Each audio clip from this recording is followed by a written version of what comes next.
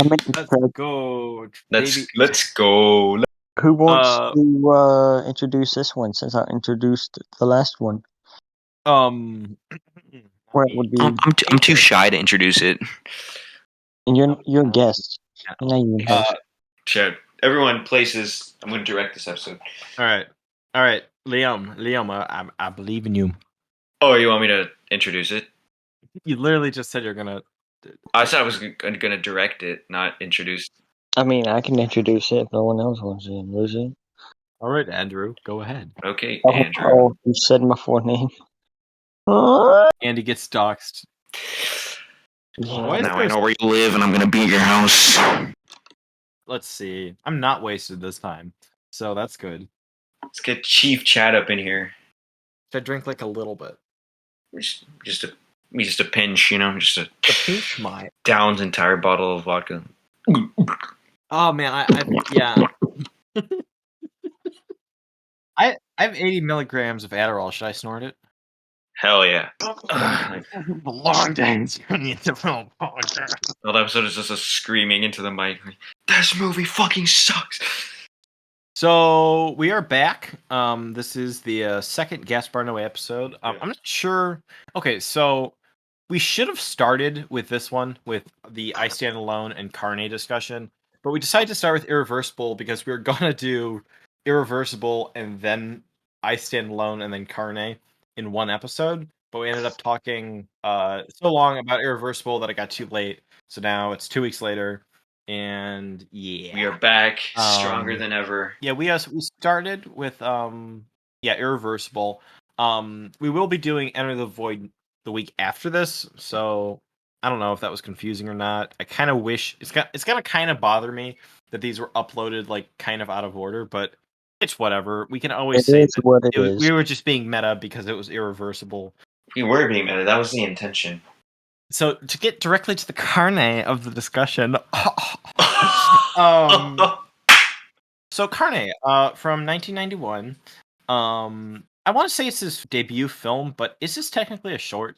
It is a short. It's only 30 minutes. It's like 40 minutes, like 38 minutes. Yeah, he's had like other films, or other short films before this. Because this isn't like his first venture into filmmaking. This is just a film that put him on the map. Like this is that, like kind of his gave first, him a name for himself. Yeah, you know. Yeah. I still do need to see his earlier shorts. Isn't like Sodomites his first? Actually, no, I don't know any. No, it's Cinderella de Luna, according to IMDb. And let's see, how does it start? It starts with how does it start? It's like a conversation in text, and then it cuts to footage of like a real horse being killed and cleaned. Oh yeah. Well, I like the introduction with like the voiceover. Yeah, that was very creative, and the editing is really good.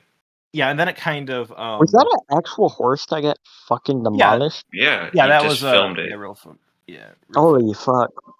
Anyway, and then it let's see, it kind of then it just chronicles the relationship between the butcher and his daughter. I guess, and his daughter as she it kind of fast forwards through her life. So yeah, and then I like the way that the story is like kind of set up with like each cut going through like a small amount of time in the future and like presenting the audience with like kind of like minimal information but enough to understand like the character dynamics. You know, I'm gonna go ahead. The pacing is great. Get it out of the way, but I kind of prefer Carne over I Stand Alone because, you know, scorching hot take. Is that okay? Because I Stand Alone, in my opinion, we can just talk about both films together. We don't have to fucking. It's basically just one film, just like cut into like. I Stand Alone picks up like right after Carne, like literally instantly after. So yeah, it starts with like. You know, the quick cuts, it's the same like style of like the quick cuts to like, you know, various points of the butcher's life. Except for I think I Stand Alone does it slightly better. With it, you know, it's all being, you know, it's all voiceover instead of just like because I don't think it starts with voiceover in Carne. I mean, he had like no. I mean, the thing is like what he made. I Stand Alone was made like, I think 8 years. I think or like 7 years after Carne. So he definitely had a lot more money, a lot more resources. So he was able to do a lot more with that movie. No, I think I Stand Alone is from 1998 and Carne is from 1991. I Yeah, think. so there's definitely So there's a huge time jump, and I think he in improves those his years, style a yeah, lot. and he was able to do a lot Um, more. So but Okay, but what I was gonna say about why I prefer Carne over us, and I find I Stand Alone to be a little, being Gaspar Noé's first feature film, it was a bit self-indulgent at times, especially with the many fucking just speeches we get from the main character throughout the film. And then Carne is just this nice condensed story that, if you were just to watch Carne alone, it stands alone on its own fine, huh, Punny? Uh, I just think Carne just stands better alone than I Stand Alone. I think the um, speeches were great though. Like, yeah, I think it's yeah. kind of going for a slightly different type of vibe because I get Carne, the like, speeches though, because the speeches do serve a narrative purpose and it does fit the character very well. But I don't know. I I mean, in a guess sense, I Stand Alone is a bit more experimental than Carne, but he could because he was like, yeah, since he had more resources, he could experiment I'd with more agree with that. stuff. But I think it's just more like he just found his footing with I Stand Alone. Like you could see that he was still kind of I like get it. that. I mean, Carne is pretty messy in general. Just like you could yeah, see, he's not entirely sure what he's doing yet. I think a lot of the especially the technical side of both Carne and I Stand Alone, he's still finding his, kind of his niche of Wouldn't filmmaking. Even though he's always, like I've said in the Irreversible episode, yeah, he's always kind of like ever changing with his style and what he's doing. But I feel like he gets more of maybe what he was going for in Carne in I Stand Alone with a lot of like it's got a kind of I don't want to use this term in a stupid way because I'm not like an expert on this type of stuff, but like kind of like French New Wave type editing. It And a does. lot of It's like very like or not French New Wave, but like Jean-Luc French Godard. It's Cinema? very There's some of the reminiscent films, of Godard with like the yeah, pop up Oh, okay. text that comes up and like the boom, like like you described it, like the vine booms. yeah, the Vine boom, especially Yeah, like in Carne. I feel like it was a little bit more awkward in Carne. Even but that though is yeah. it's the same for I Stand Alone, that is one thing I feel. I'm glad he didn't kind of keep that technical element of his films throughout the rest of his filmography because it is kind of uh, the first time I watched this film because I've seen this film twice.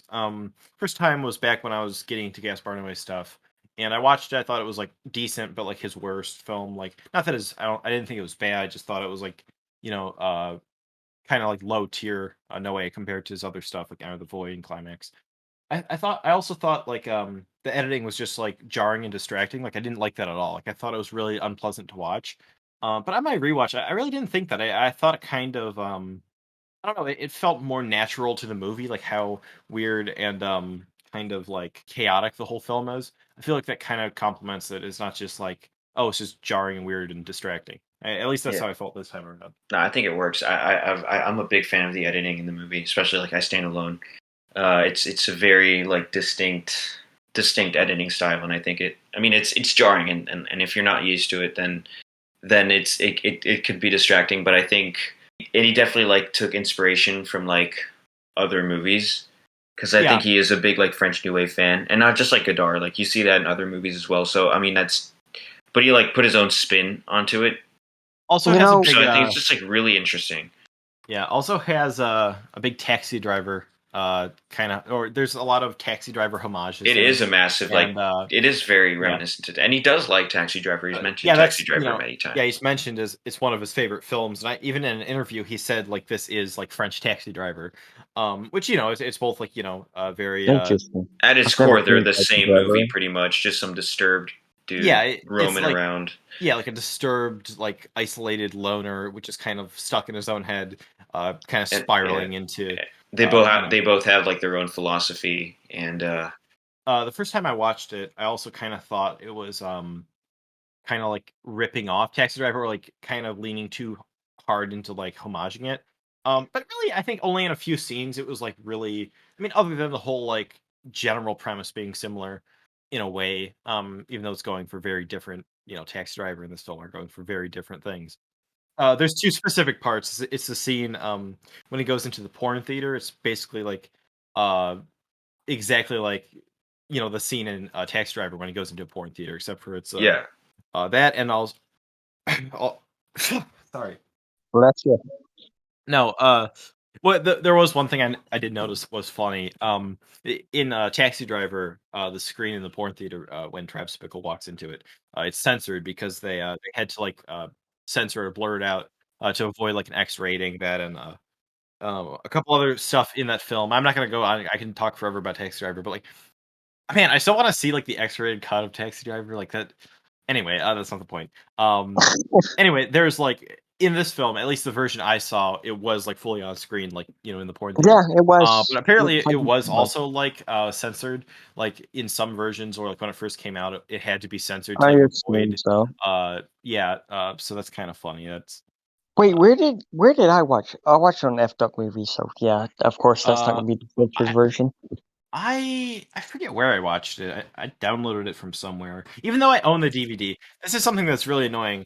I own the DVD. I bought it, like a month before we're talking about like doing the when we're gonna start doing the Noé stuff because I wanted to own every Gaspar Noé movie, but the Love Blu-ray wouldn't come till July, so I just bought the DVD because I thought that was the only way you could find it was like in 720p. And I looked online. It's like no, there is a 1080p like file you can download online. It's like well, great. So I bought the DVD for no reason. Like if there's a Blu-ray out there, I guess I just didn't look hard enough. I would have watched Criterion should that. release I Stand Alone, and like Yeah, it actually. it's like the only Noé movie that like has a like shitty release. Because I Yeah, heard the DVD is terrible. I like it. yeah. I didn't even open it, so I own it, and like I I heard paid like like eighteen online that it was dollars kind for of it. bad. Yeah. I the first time I saw this, it was I watched it on the site Effed Up Movies, which is a great site. It has a lot of great, very obscure films that you can't find Great anywhere effed else. up movies. Yes, definitely. But it was like the I see 720p a version, pattern or there. maybe even lower, and it like really sucked. Like I remember the visual quality or the picture quality being really terrible. And now rewatching it in 1080p, it really is like a very well shot film. Wait, Even when though did some you of the watch it on F cinematography, Up Movies? what? When did you watch it on F Up Movies? Because my version of the Like a movie year or wasn't two like ago. It was like the maybe version year on and a there half. now is. I don't know if it was 1080p, but it was like at least 720. It was not bad at all, Hmm. quality But wise.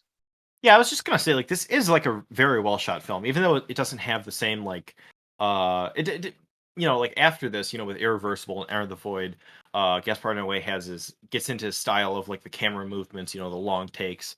This film has a lot more editing in it for sure, and yeah, I thought it was interesting because it's like even though it's not his most like visually stunning film, it still is like a really well shot film and like has like a very kind of like murky, not sure if saturated is the right color, but like it's like that murky like red and orange color palette. Well, the That's movie really certainly doesn't look nice, but I feel like the whole point of it is to look like really bad. So it I'm not going to say like it's like a beautiful looking film, but it's a really like yeah, like nice looking film. Like it's just how can I say it? It just I think for what it is, it looks very it nails what it's trying to be appropriate for what essentially. it's yeah. Um Right. I don't know, I was But just it's looking got at some like nice shots like the train station scene and stuff, like symmetry. yeah. I just assumed Um it was a bit of a product of its time in regards to technology a bit. I mean, it was 97. Even though, I don't know how far the French are behind or if they were behind. That sounds racist almost. you racist Uh against French people? I Andy, think they were more like advanced. I don't know, I could what be are we wrong even here, talking about? but French people, I mean French like the French Oh. in like cinema like in the realm of cinema because like they like invented cinema. So I don't know what I'm saying. In regards to film quality, I think the grainy aspect fits the film very well. I mean, it's not some like super clean 1080 masterpiece of a Scorsese film or anything, but for what it is, it works. Yeah. Going back to the other influences other films had on this in Gaspar Noé in general. Another one I would say is the film Angst, which especially in Carne, but I know that's another one of Gaspar Noé's favorite films, and it definitely has like in some parts like the same kind of I don't know what's the word is like chaotic kind of energy to it. Have you seen Angst? No, I I just love said it. angst. I've not seen Ox. Yeah, Yeah, it's definitely not all of the film, but both in Carne and like certain parts It's of I been on Stand my Alone, I list definitely for a while seen it because I know how much. influential it is in regards to horror and, the decade it was filmed in. It's been on my radar forever. Yeah, definitely. In some scenes, not so much in I Stand Alone, but definitely in Carne. Like the scene. Let's see, where is it? It's after. I think it's when he attacks the guy that he thinks assaulted his daughter. It's like in that scene when he's like going to attack him, and then it's actually kind of cheesy. That was one thing that I didn't think really worked that great in a Carne. He like walks up and he like shoves a knife in the guy's mouth. I thought that was like really cheesy. Yeah, that was funny. Like it was Like the funny, but effect like for that, like Yeah, yeah, the way he shoved it in his mouth, I get it, because it was probably like the save one, so he didn't fucking have to use fake blood or anything, because the way he shoved it down his mouth was like it would go in his throat almost. Like, I he's. did like the way that scene was shot, though. I mean, it was like a creative way of like not, particularly using any It's like very I don't know. fake. I just thought I just thought it worked. Like it could be arguably considered a bit goofy, but just the whole movie has like this kind of slightly like super darkly humorous vibe to it. So yeah. I was gonna mention that about I Stand. Well, it's basically well, like they it's a both do. continuation. It's like like I wouldn't say these are like two The separate vibe kind of films. It's carries like on. I mean, the opening scene of I Stand Alone is basically like it's like a summary of what happens in Carne. With the same type of thing, like Carne starts with like showing kind of the butcher's life up until that point. Except for in that, it's just showing it. In I Stand Alone, it's like he's narrating it. I was saying that earlier. I think it's kind of done better. It's kind of like a improved version of Carne, like the same opening. I think that was interesting. I like the way that was executed. Um, What do you think I mean, I don't know if I'm like. What do you think the opening of I Stand Alone means? Like, what's the correlation with the rest of the movie when they're like the discussion that like touches on like morality and justice?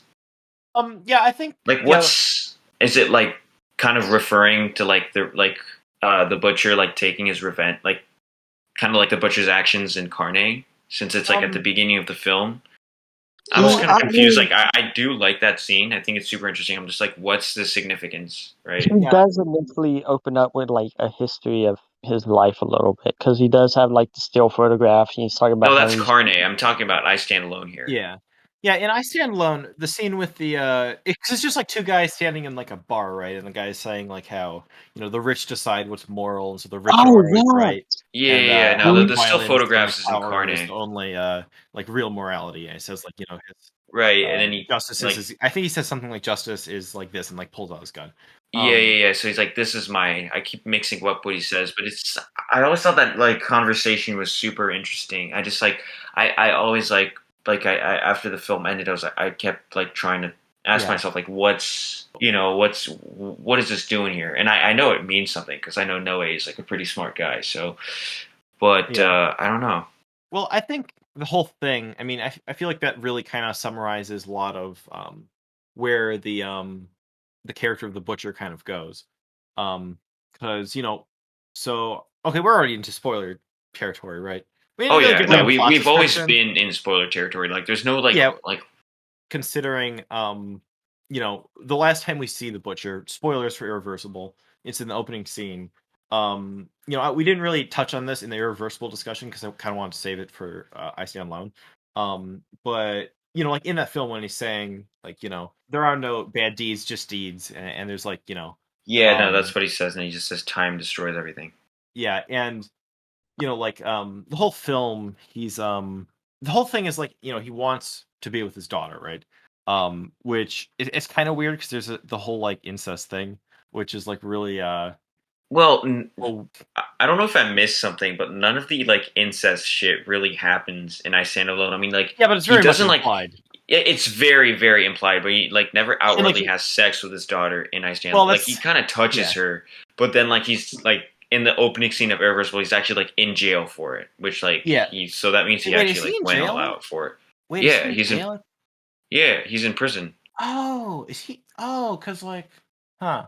I think about that. or Wait, maybe is he he in like jail there, or because he said he went to jail? or maybe he got out of jail. Yeah, I think or he something. got out of jail, but I don't know. I feel like he is in. No. I feel like they are in a jail cell. I feel like they are in a jail cell. I never thought about that. They might or may not. I'm not really. I don't think it's like made Either explicitly way, he clear. did get Yeah, like that's imprisoned for his actions, which we never see. yeah. It's left kind of ambiguous, like where the film ends, but then Irreversible makes it very clear how that the story went. I th- And with him, having sex with his daughter, and but the whole thing is like I feel like he kind of justifies it by the end of the film, just through his like I don't know, just his like bitter, like nihilistic outview on life. Like well, that's like kind of his whole thing is just like I feel like that's like a like you were saying, the opening scene, the whole like monologue about morality. That's like his kind of like a core of his character is just It doesn't feel like it's wrong because the urge is so powerful. like it's like the only thing, like the only like joy in the butcher's life is like his daughter. Um yeah, and it's like so strong that the line between like fatherly love and like straight up like romantic love is kind of dimming. yeah, which I think is interesting that this Because is like like he doesn't have like I think he's just like sexually just like repressed. Or not like repressed, but like I do want to point out that, I mean, he does go on to explain that he was sexually abused as a child. he definitely would he definitely was, but like also there's the uh implication, or I feel like there's kind of the implication that he was like maybe like raped in prison in Carne. Um, because there's that scene. It's kind of just played for like a joke. There's that scene when it's like his cellmate Gerald. Yeah, it's like kind of like I don't. There's an implication there. It's not made explicitly clear, but there's something definitely something there. I'm not sure if that's really that important to the entire story.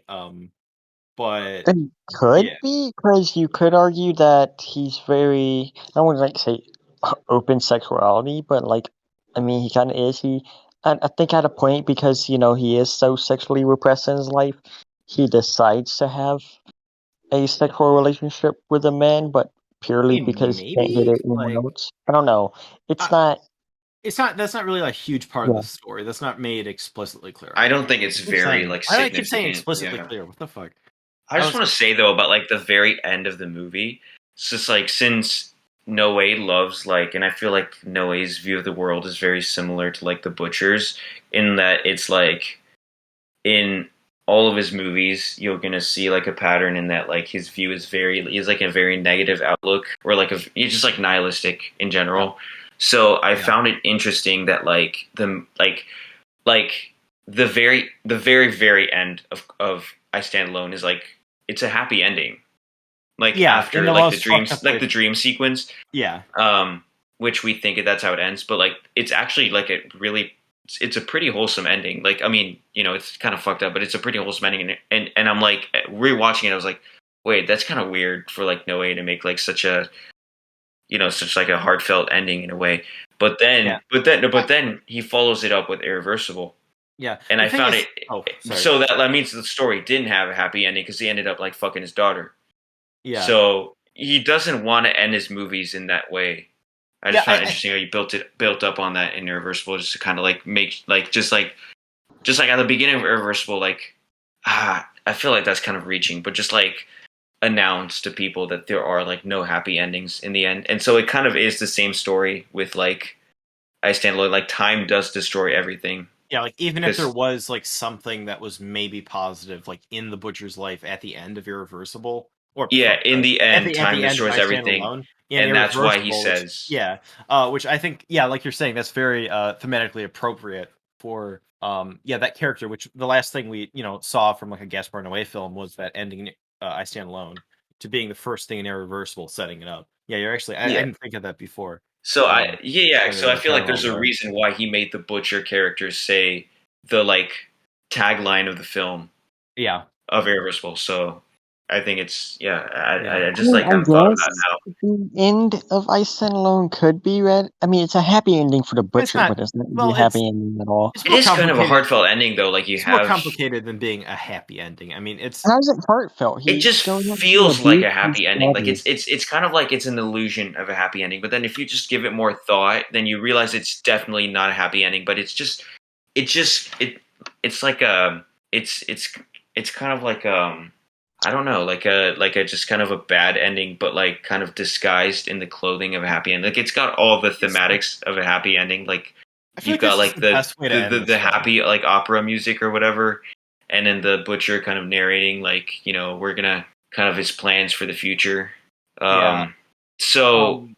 but it's definitely a lot more complicated than just being a happy ending. I didn't mean it like that, but Yeah. Yeah. It's Yeah, I know what you mean. I will talk more about the ending in a second. I feel like the also like the butcher's whole like philosophy of life, because there's a lot of time just spent, like there's the whole scene which I really enjoyed, the scene when he's just walking angrily angrily I forget at which point in the movie it is, but he's just walking and he's really pissed off and he's just having this monologue in his head, It's and like oh it's just yeah, towards when it's like when one he's long trying to yes, take. when he's trying to go kill like the bartender because like his uh because he kicked him out the yeah, bar, and then he's not like, then, it was, I think it was oh, before that, but all it's the right. whole part, it's just like this whole scene of him walking, yes, and you I hear the remember exactly what scene you're talking about. I just yeah don't exactly remember where it was in the narrative, but I Yeah. know this scene. That is one thing I was gonna I'm say. Like, blanking right now. I feel like it is a little bit. The film gets a bit repetitive towards the middle of the film, especially with actually, That's I was what going. drew me Hold out on, of it. I got off topic. There's the whole scene when he's just walking as like a long take, except for it's not an unbroken long take because the edits like that it like cuts and it'll be like closer. Um, Oh yeah. It kind of yeah, goes like fast motion like towards him, then kind of back. Okay, I get Yeah, what. Yeah, and right but now. yeah, he's just going on and on. Like there, a lot of parts of the film is like him just kind of describing like his philosophy of the world. I feel like a lot of what the butcher says kind of carries throughout. Like you said, like in Irreversible, when he says like, the time destroys all things, like the kind of tagline of that film, and like a lot of his philosophy of stuff kind of carries through the rest of Noé's films. But I feel like not everything he's saying is like just like Gaspar Noé like projecting his own philosophy of the world. Do you know what I mean? Like I don't think Yeah. I don't think Gaspar Noé is like preaching at the audience. No, he's not preaching it. I'm just saying, like, I don't think I don't think Gaspar Noé is like has the same like ideology as the butcher. I'm just saying, like, he likes like in real life. I'm just saying, like, he likes um to have that kind of like to have those kind of thematics like throughout his movies. Yeah, To kind of I don't know denounce something in the world, but yeah, I think I know what you're saying. yeah. There was something I was going to say about the narration. What did you think of the kind of more self-aware, or almost fourth wall breaking kind of narration towards the beginning? Because like it's not meta throughout the whole film, but it's just like towards the beginning, he says something along the lines of like, "This is a story." Yeah, it's kind of I'm not gonna say it's like parroting it, but it's kind of like building up on like that kind of cliched like movie trope, Yeah, where like the main character like introduces themselves at the beginning. Um, yeah, so I feel like you yeah. could always have fun with something like that. Yeah, the whole film does have a very dark sense of humor to it. That's something that Yes, I it does, found and I I think it noticed works. a lot more on rewatch I because think the film is like um a lot funnier than like films that are actually trying to be funny. Like this film is like really effortlessly funny. but it's Like a also lot like of the so shit he dark. says is so fucked up that it's like just like outrageously like it's Yeah. just so like out Yeah, like there some that of the it's just you can't help but like laugh, whether yeah, it be like I like don't. awkwardly laugh, just like None of that clicked for me, to be like honest. I okay. mean, well, I like do there's enjoy like dark humor and stuff. I don't know. It doesn't It's offend me definitely or is like anything. I don't funny. mean Like to I'm be not saying like if it offends me, but it didn't hit for me, and that's kind of part of my issues with the film. yeah, well like one thing I was gonna say was the scene when he I forget why, but there's this whole section of the film where there's like these different where the butcher talks to various people, and it has this weird like Mhm. almost like documentary feel to it, like these people being like they feel like real yeah, people, and I'm like not they're really getting sure what the fuck interviewed. that is, but I they're get basically just exactly like I got the rejecting. same vibe. Yeah, like they're It's all the way kind of it's filmed. they're kind of like everyone who's interacting with him is kind of like denying him something or like rejecting him in some way.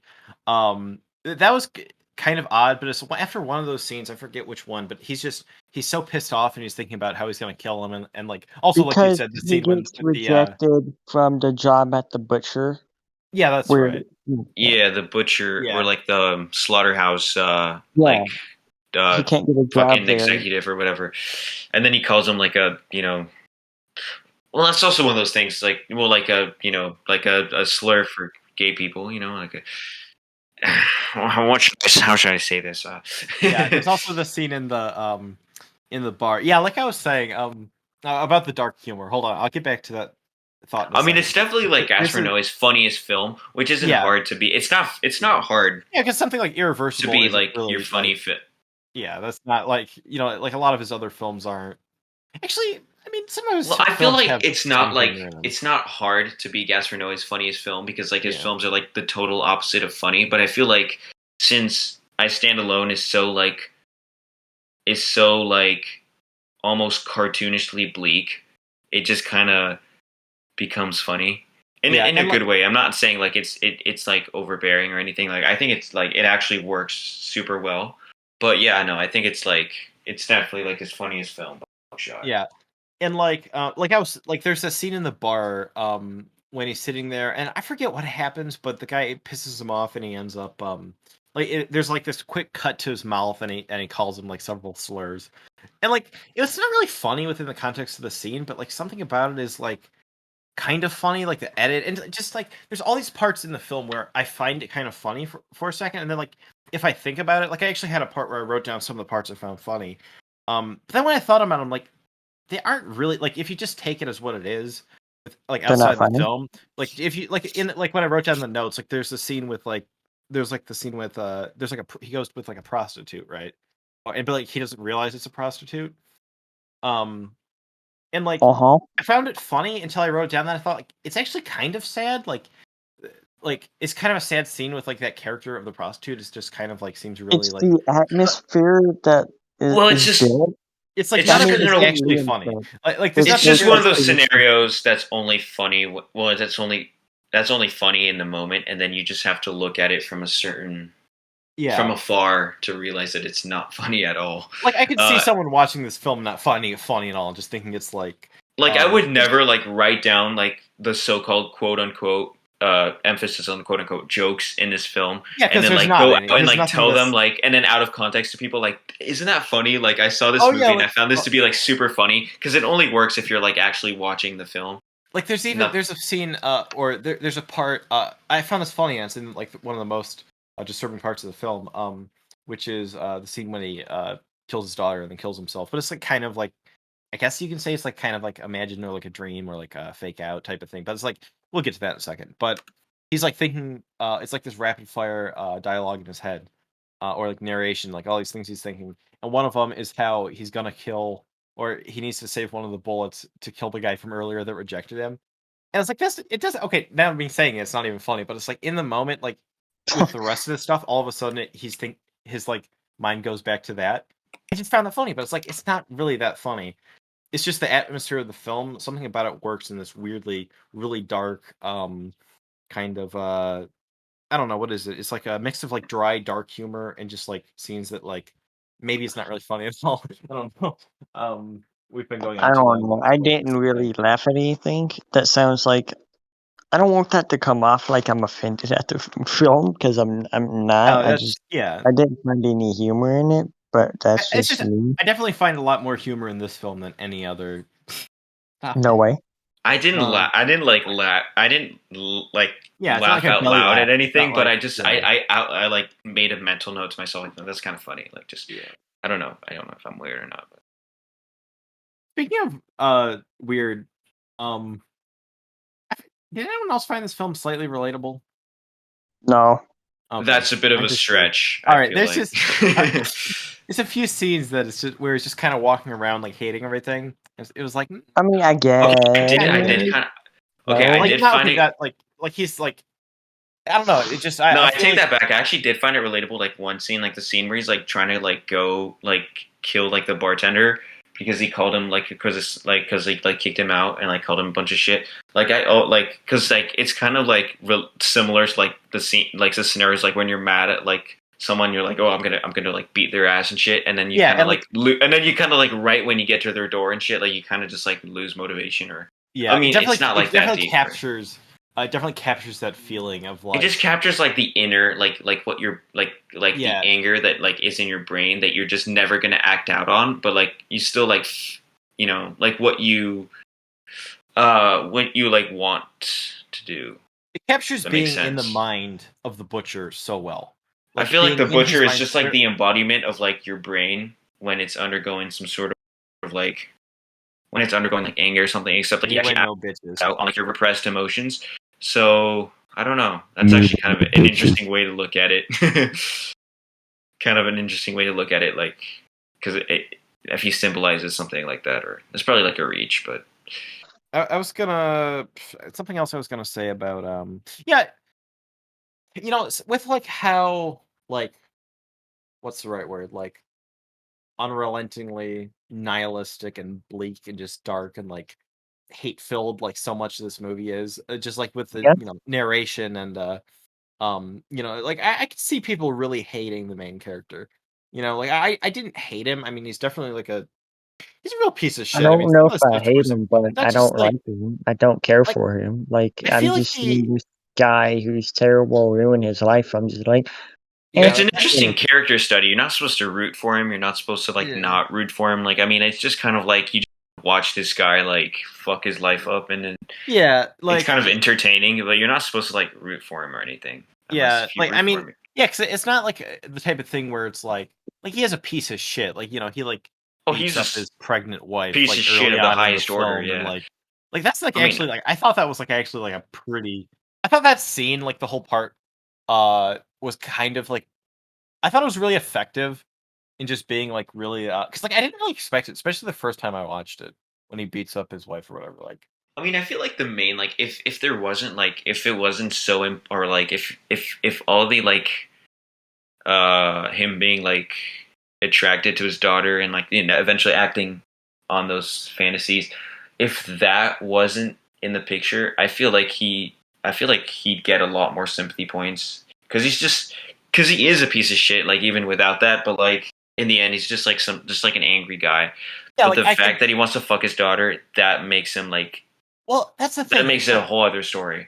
I think it's really interesting how Gaspar Noé, cause like kind of frames the movie because like he's really there's not a lot of moments in the film where he's like a sympathetic character, but it kind of is like the scene when let's see what happens. I think it's after um yeah, it's after the scene when he he has like the confrontation with the guy at the bar. Then he's gonna go and get his gun and go back and kill him, and then they're closed or whatever. And he's just like mad, and then he goes. I think he's drunk, and then he goes back to his room and like it's another very obvious Taxi Driver homage where he's pointing like a gun in the mirror and stuff. It's kind of similar.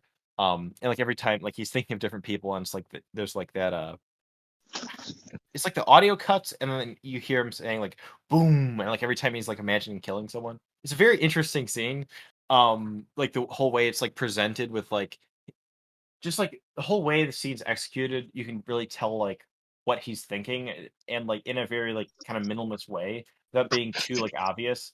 Even though like a lot of the rest of the film is just him like explicitly like thinking something, right, and saying it through narration. And like then he's like, he's thinking of shooting people, and then it's like he's like thinking of like shooting himself. It's just like a really like dark scene, just like him like obviously like drunk and like suicidal.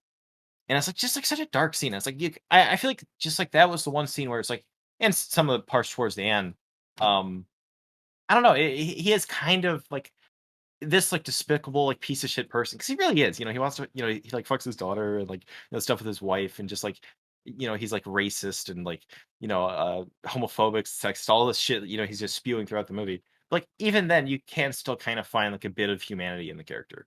I think that's interesting. Well, he's got his Um, like there are like parts of the film where you can kind of like where he softens up a bit.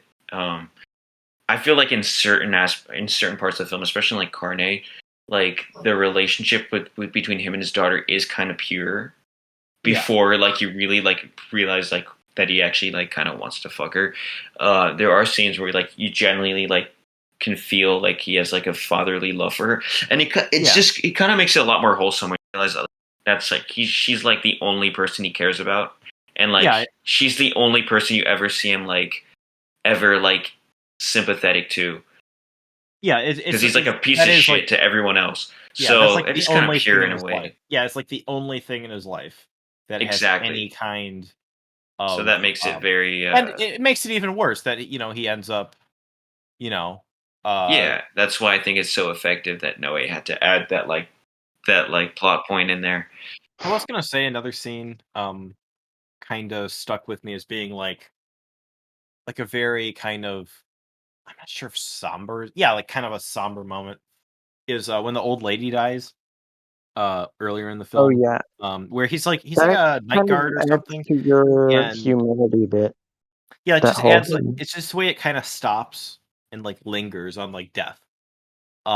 Which is a very big part of Gaspar Noé's work. Is like death. I feel like is a big part of his Doesn't he go home and fuck that nurse?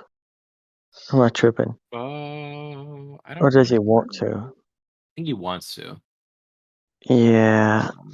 I feel like there is this kind of ever-present like kind of looming like threat of death throughout the film, or something like bad gonna happen. Like yeah, maybe not towards the middle, but especially towards the end. Like there's a scene when he he finally reunites with his daughter, and I think he says something like the scene when they're on the subway.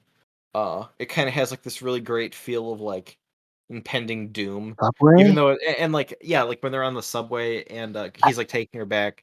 I feel like Gaspar Noé is really good at like that kind of and I love the vibe. It's just like there's this whole like impending sense of something bad's gonna happen, and then it's like it says like 30-second countdown warning, and it's like he's saying, I feel like that's just like turn out fine. I mean it's just a little bit like playing up the it's just trying to get like, I mean, as in like what kind of young audiences are going to be it's just like a stylistic like I think it's like really obviously creative. Someone wouldn't watch it until that point, and like but it's like it was like, and I love how he's saying I love how he's saying in the narration like it could work out. He's saying something along the lines of like, no, it could actually work out fine or something like that, and which it kind of does, which is a weird like subversion of expectations, because like it feels like the movie would end with him killing himself and the daughter, right? Like that's why like I was surprised. Like that's what I was expecting for once, that the movie would end on a relatively positive note, because it's not entirely positive, but of course in the end, in the long term, it wasn't. I was gonna say the there's like the 30-second countdown, and I really like that, but then it's so cheesy when it flashes like danger. It kind of has this like 90s like internet vibe or something. But maybe it was kind of intentional, because I feel, I mean, it was the 90s, but I don't know, it feels intentional. Yeah, it just felt dated like that. It felt very it's definitely a dated film. Dated. I feel like it's both like dated. I feel like it's both dated in certain aspects, but it's also like really ahead of its time in other aspects. Yeah, I don't know. Very, it's good. It's just like a mixture of both. Let's see. There's that whole sequence. I have talked about. So I love this part. It's probably my favorite scene in the movie. The whole part when he, like leading up to when he killed his daughter and then himself, which like it's. That scene is like it's a dream sequence, but it's so like fucking brutal. Like that whole scene is just, and it's really stressful. Like the frantic voiceover, the like knocking at the door. It's so adrenaline pumping. Like and he's like like shoot yourself, and he just like can't bring himself to kill himself. And then like I forgot actually that it wasn't a dream sequence, and I was rewatching it, so I was like oh shit, like it's just that whole part is like, I feel like a lot of this film doesn't have the same amount of kind of impact as like Gaspar Noé's other films in the way of like the technical aspects. Even though I really do like the technical aspects in this film, it doesn't combine all the time. Like it's not the most consistent in the same way his later films are.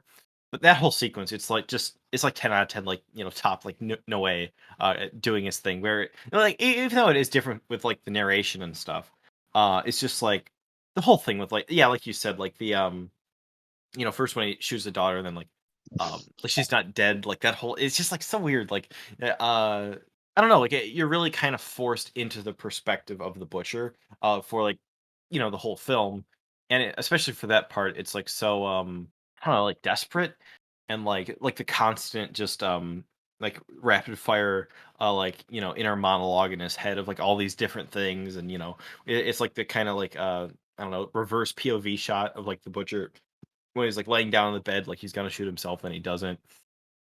I don't know, that whole thing is just so stressful. That's probably my favorite part of the film, to be honest. And I'm not like I don't hate this film. I don't dislike it, but I'm not huge on it at the same time. But that was definitely my favorite part because it's just so like it feels like what the entire film is trying to be, but is not. I feel like for me personally, a lot of that narration just kind of gets a little stale and annoying. And then he finally ups the ante towards the end. Like maybe you just didn't get much out of it, are you saying? Like The film entirely, yes, but I just really like that last scene because it feels like, what the film was trying to be, but didn't. Well, I mean, I thought that was Very intense. I yeah, I thought it. I mean, when I watched it, because like I mentioned, I completely forgot that it wasn't a dream sequence when I was rewatching it because I like there's like a span of like a year between like my first and second watch. So I was like, I didn't remember how like intense that scene was. Just like the mixture of like like frantic like voiceover in his head, like yeah, just kind of like overlapping, and then like you've got It's the definitely so people much worse. knocking at his door, and it's just him like freaking out, just like trying to shoot himself, but he can't. And I was just kind of baffled that like Noe really went. yeah, I don't know. I it's just just feel like it was a very like daring move. That's Like exactly. I don't know if I was surprised by that because that's what I expected out of I Noe. wasn't And surprised instead, I by got it, but this. It's definitely just very gutsy, especially since people like Noe didn't have a name for himself when he made I Stand Alone. So even, I mean, he kind of did with Carne, but like people didn't. He didn't really have like the kind of name that he has now. Like people now expect a Reputation. very clear kind of style from Noe. So I feel like when people were subjected to that scene back then, it must have been like a shock. And I feel like it really helped Noe kind of, just kind of build his reputation a bit, because that was like a very gutsy move, especially back in the day. It made him someone to watch in the industry. Oh yeah, because they were like looking at like, okay, so this guy's not afraid to spark up some controversy, you know. yeah. Yeah, because Um, it's definitely the type of film that's I know it was very controversial when it first came out. I don't think it was as like popular or something like Irreversible as like kind of like I don't think Gaspar Noé was like in the mainstream, or I don't think any of his films are like super like mainstream, but they never uh were like. I mean, they are kind of now. Like he's becoming kind of mainstream. But when they were coming out, like in the early 2000s, like late 90s, he was the opposite of mainstream. But I feel like he somehow like managed to get like more and more controversial with every film he like pumped out, because like I Stand Alone was like controversial for the time, but I feel like then he kind of just like released, like he came to the point where he's making shit like Enter the Void and Love, and I feel like those kind of movies make I Stand Alone to be a lot tamer. We're gonna get into those movies like in later episodes, so I just don't want to like gloss on that too much. But it's just like I feel like I Stand Alone compared to those movies, it's just like it's just kind of it's just tamer in general. Like yeah, one thing I was gonna say, sorry, I was just rewatching this first scene of Irreversible to get the quote right, but uh there is the scene, the first scene of Irreversible when he I forget, how did I just forget? I literally just watched it 30 seconds ago. Um one of the guys at the beginning, they're talking about when they're talking, the whole party, he's like telling the guy about why he was in prison or whatever. And then he says, the one guy says like, you know, we do bad or we fuck up, and then people say it's bad news, but we shouldn't forget the pleasure of everything that happened or something. There's no bad deeds, there's just deeds. That's what he says. And I feel like that's kind of how you can relate that to like the ending, where it is like, even though it is like fucked up that it's like, it's his daughter. And that's like the one thing that like gives his life any kind of meaning is his daughter, and like even like you can say having sex with her. Which is really fucked up, but it's like, if you can say, you can say that's like a kind of a happy end, like in quotes, a happy ending, for to end the film on, saying like where he can go after that point. Is he is with his daughter. That is like the one thing that matters to him. Or you could just say it's like, that whole thing is just, um, his like kind of excuse, to or his justification, for doing everything he does, and like you could see the ending as like there's nothing really happy about it, because it is just all the stuff he's saying about like everything he's saying is just a justification, for kind of it's like I'm Yeah, almost no, I there. get what you're Very saying. That's close. why I said like earlier, like it's kind of like I guess a good way, like a good maybe a good like comparison would be like say like a Michael Haneke film, right? Uh, so you know how like his films are like kind of deeper movies, kind of disguised as like say like a horror film or like a Yeah, like etc. Cachet or Well, something, yeah. So I mean, I don't know. or I Flying it's Game. kind of I just kind of makes me think of that because like I feel like the ending is just like a it's a it's a lot It's a it's a loaded complicated ending. ending just kind of disguised as a happy ending because like on the surface you just look at it and it's got all the tropes of a happy ending, but then if you just like take a moment and think about like everything you just watched put into context and then just think about like the future, even when Irreversible hadn't come out, because then if you followed up with Irreversible you know that eventually his story doesn't end well, but you can kind of like just guess that it's going to go to shit eventually, and it's not uh, as happy an ending as it's kind of trying to be, or Yeah, like it's not trying to be a happy ending. I feel like it's no, trying to yeah, trick you into it thinking it's a leaves you. happy ending. Yeah, it leaves you on a note that feels like it has a bit more hope to it than the rest of the like completely bleak, nihilistic kind of downward spiral the characters in. It's like it Yeah, ends on a note that's very like it's kind of out of place almost because like it's so different from the rest of the film. Cool, you know, yeah. It adds a So lot more than just it's an important balance to have. When you're and trying that's to make a really, film like yeah. that. I feel like that really is what separates like Gaspar Noé from just being like an edge lord. From like shock value Like directors, yeah, like like all those he's like all right. So Gaspar Noé, obviously, that's like something he loves is like shock in films and using that shock. I mean, I kind of talked about this in the Irreversible episode, but he very much knows how to use shock. Uh, or like he's like if you see interviews with him, he's like happy when people walk out of his movies disgusted. It's like he's obviously he is like a provocateur. Um, but I feel like he definitely uses it in a way that some people will just say, oh, he's just an edgelord. well, I Um, feel like he's but qualified to use shock and shit like in his movies because like he's demonstrated capable of actually like using other forms of like he actually understands different human emotion, and he's able to effectively use that in his films because he makes something like Climax, which Climax is just like a whole like 90-minute just full it's an on experience. experiment. Like it's, but then he makes something like Vortex, which is like zero shock, all emotion. So Yeah, he he has range. He has range, and I think he's qualified to like use shock in his movies because that's not like his only like um it's not like that's his only way to make his audience feel something. yeah. It's It's not that his kind one of trick. It's just being yeah, as like fucked it's up as that possible. paired with like other like emotions of sorts. I don't Yeah, know. it's like the way to yeah. It's like the way he uses the shock and like implements it through the film. Like he's not just like um I'm just repeating myself, but like the way he uses shock in his films definitely complements other aspects of the film that's not just trying to make the shock like as disturbing as possible. It's like the other parts of the film that make it more complex actually make the shock more disturbing and make it more effective in general. I feel like that really is the way to make a movie like something like this. Like if it were just all the parts that were like, you know, violent or offensive, because it is a pretty offensive film. Like you know, it's not like for people who you know, are, you know, not for snowflake libtards, right?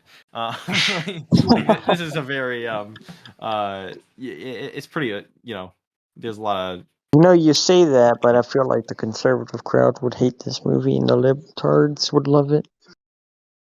Anyways, I feel like, I yeah, don't I feel don't like know. it's It's just for kind any of. specific political. That was one thing I was actually gonna say. Great, now I can't transition because I gotta cut that out. fuck. Like I feel like there's kind of a political angle. How he keeps talking about like his father was killed by Nazis and how like I guess like the Germans fucked over France or something. Um, yeah, like I'm not really sure if that's like how that plays into it that much. I feel like there's a little bit of something there. Um, but maybe that's It just makes more you of like kind of what forceful things contributes to that his character kind of, you know, ending up in the place that he does because he's just kind of fucked in like every way. it could be a Um, bit of a cultural thing that we're not that yeah, you know we're missing because we're American and not French. I'm not sure about that. yeah, I'm not sure how much. I do want to talk a little bit more about Carne in a second. Just to kind of finish up, I have some notes on that, but I do have a few random notes I want to just kind of bring up about I Stand Alone. A few things where there's some quotes I just wanted to point out that I really liked from this film. Um, the one thing I noticed was I forget what he has like this whole monologue, which is like it's kind of hard to talk about a film that is mostly just like, you know, someone narrating, just like spewing their world or like talking about their worldview and like all these like random thoughts basically of like someone through narration. It's kind of hard to talk about a film that like scene by scene. Um, but I feel like we're kind of doing a good job. But there's the one scene when I think he's in the porn theater and he's talking about like sex, and one of the things he says is even when fucking we're alone, and that's actually the name of a future or you know after this point a Gaspar Noé short for the film.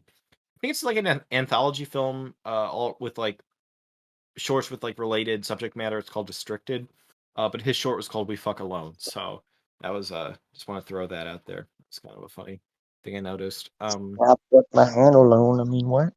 Yeah. Another thing was that, he says, let's see, life is a tunnel. Everyone has his own little tunnel. Only there is no light at the end. It is a void. Even memories will be gone. That's kind of Very I don't know. That's nihilistic. very much I think of Enter the Void when I think of that. I like the little kind of through lines throughout his filmography that kind of connect in different ways. Even like, you know, just like a line like that, and like, you know, you can kind of see like, you know, maybe ideas he had for, you know, future films and stuff. Also, he says, let's see, what is it? I'm a sad, sad dick, and to earn some respect, it must be hard all the time. I like that line. It's a funny line. Also, when he says that death must be like sleeping, but better. Felt. Yeah, Mood. mood. Uh, so anything else you think you have to say that's specifically about I Stand Alone? Because I Um, got some more thoughts on Carne, but I I feel don't like really have let's finish anything it to up. say about either right now, unless. Okay. Yeah, so like what would you actually are we cutting out like the thing where we say what's some negatives, because like we usually talk about the negatives throughout. Yeah, no, I don't think we Uh, have like. I think we've like oh, mentioned. I don't I really have don't, any. I don't have any specific negatives about this movie. Like yeah, it's. yeah, I I mean, would I say think that it's a little bit repetitive in the middle I just think towards in the part. general it's one of his weaker movies, Yeah, but I I don't feel like it's have any not as paced. specific like I don't think the negative. pace, I don't think it is pretty well paced movie, but I don't think it's as well paced towards the middle. um I feel like it just drags a bit in the section when he's talking to different people, and also just kind of the monologues. There was a lot of that same type of thing in the middle, kind of blended together in my mind a bit. we're kind of mentioning negative right now. I've been over it, but this film is real. I don't know. No way he's finding himself with this film. It feels a bit indulgent at times, but it's not huge mark against the film. I mean, like you said, it's repetitive a bit in the middle, But overall, I do enjoy the film, and I do agree that it probably will be one of his weaker films, if not the weakest for me personally. Yeah, I think it's like, I feel like it has so much of what Noé's future films he like will later like he really kind of nail down and like polish. No, it's not as like well polished and like nailed down into Noé's style as his later stuff, but I really appreciate it because it's like it I don't know, it's such a different type of movie um for Noé to be kind of tackling. I really like that I really love that it exists. Like even if it's not as like kind of masterful, in some of the technical elements and stuff as his later stuff or Yeah, I mean, in as general, his I later feel like things. it's a great film. It's just like every film he's made after that, like just kind of explored similar themes Yeah. but did it better. And I don't think it's like a negative towards this film. Like, he was kind of still finding his footing. He didn't have as many resources as he did later on.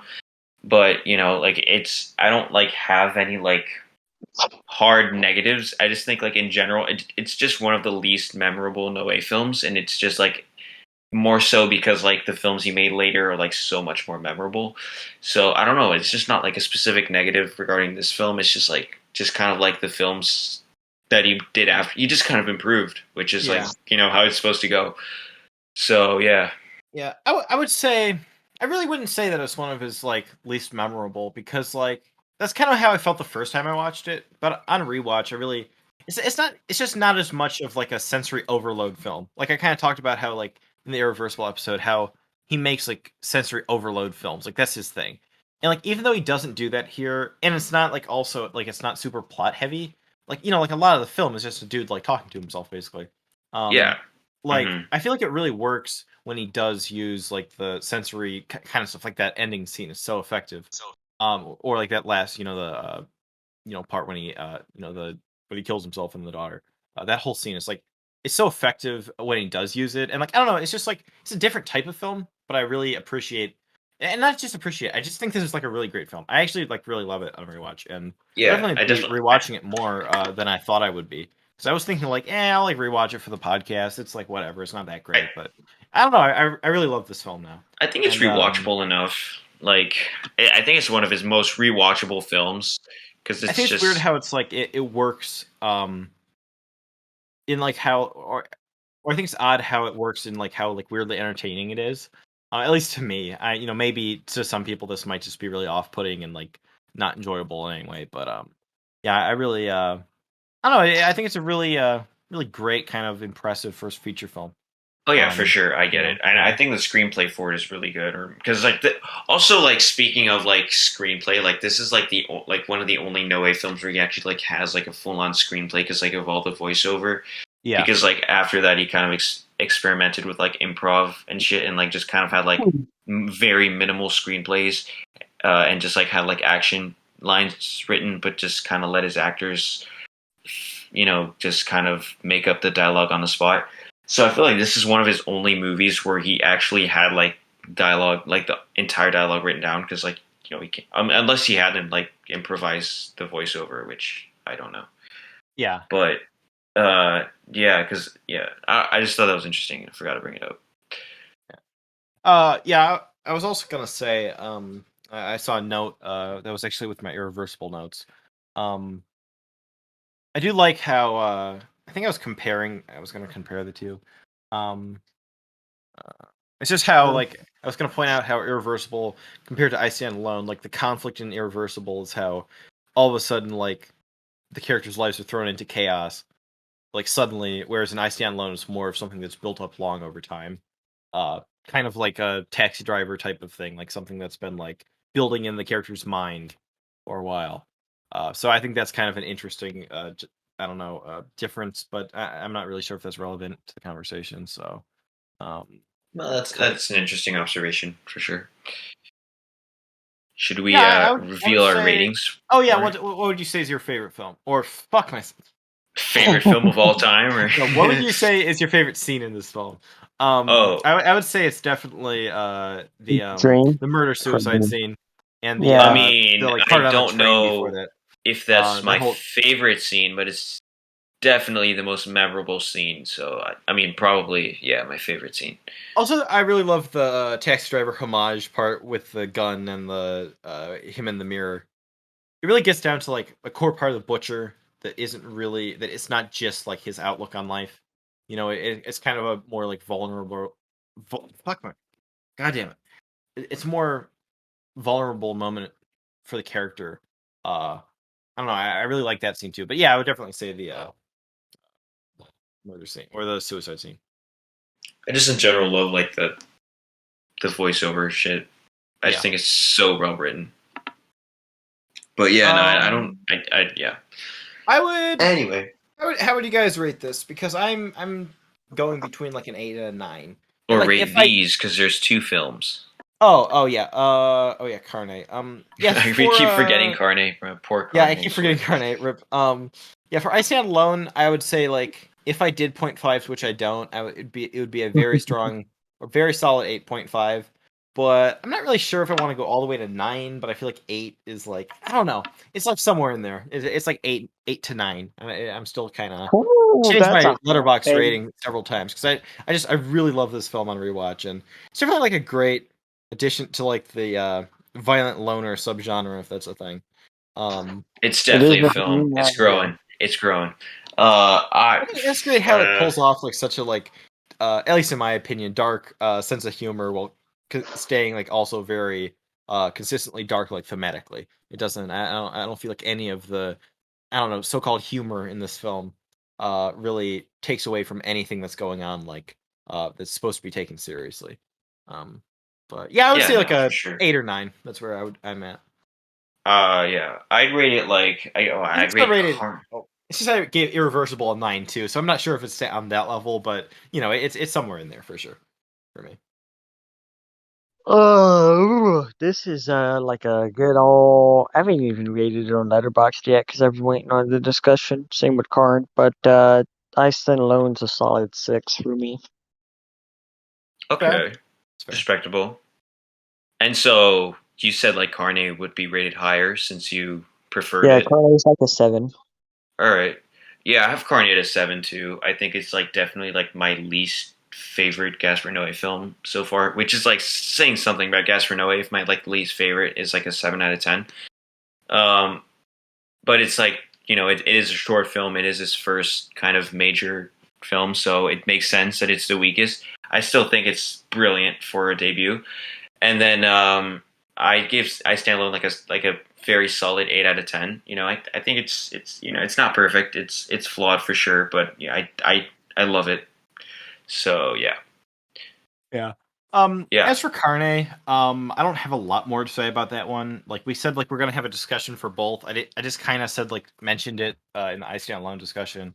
The one thing about Carne, I didn't feel like it was as focused as I Stand Alone is, if that makes sense. Even though it's very, I don't know, I feel like I feel like it didn't get nearly as much out of Carne as it did from I Stand Alone, because I didn't think it was as, I don't know, I didn't feel like it has as much complexity to the character in that. I don't know, and like some of the stuff I thought was a bit cheesy, like the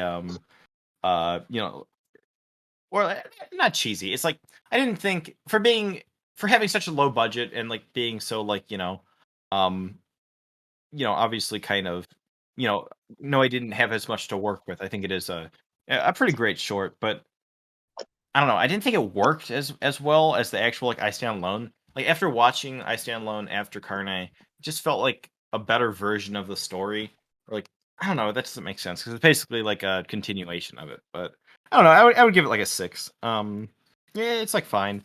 I don't love it. I was gonna mention maybe this is like we said we're gonna mention this in a different episode in the Irreversible one too. So maybe we'll talk about it in like the Enter the Void discussion. But there is the element of like antinatalism kind of. Yeah, there is with like the especially in Carne thing. Well, not abortion, but like the. What'd you say? I didn't hear. Antinatalism. What? Spell that out. Anti-life, like not like in the sense of like abortion, like pro-life, pro-choice, but like It's kind of the idea of like I can't believe I've it's never heard wrong of to this kind of before. bring life into the world. Okay, I get it. The ethical view that negatively values procreation. Got it. Which is something Got it. I think is interesting. I get myself. it. Especially now, culturally, I think that is a bigger thing than it probably was when this film came out. Yeah. It's definitely something that Gaspar Noé has throughout pretty much all of his films.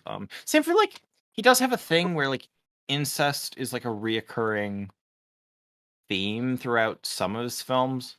In some ways, in like more obviously, like in irreversible, It's fuck, definitely not going to irreversible. be I Stand Alone. interesting. It's very much like it's like a plot point. It's a big plot point.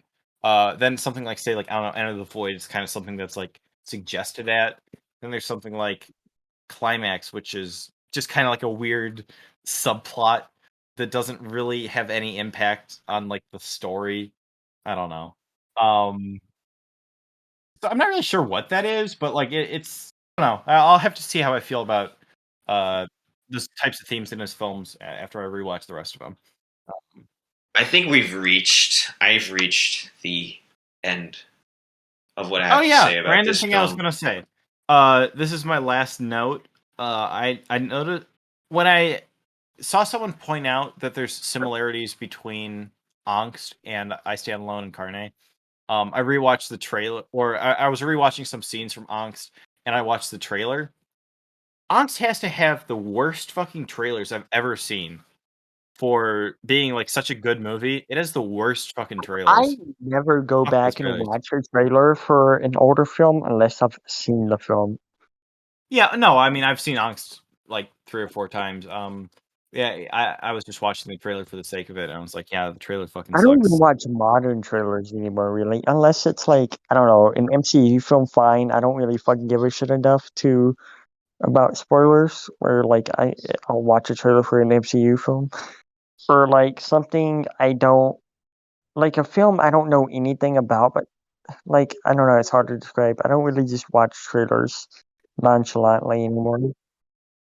If there's something I know I'm going to be interested, trailer or not, I don't watch the trailer. Like, oh, the plot is good. Fuck it, I'm not gonna watch. Yeah, Trailer. if there's like a film that I know I'm gonna see no matter what, there's no point in watching a trailer. I mean, I did, yeah, like something like say like because sometimes there's terrible trailers that show too much. But if there's a film like I'll just pop. I'm subscribed to like several like trailer channels on YouTube. Like if something will pop up and like maybe I'll never even hear of that movie again and never hear anything. So like if it's like if I can watch it and it maybe piques my interest enough for me to check it out, like that's fine. If it's something that like I maybe would never even give the what the fuck is the expression? Give the chance of what the fuck is the expression I'm thinking of?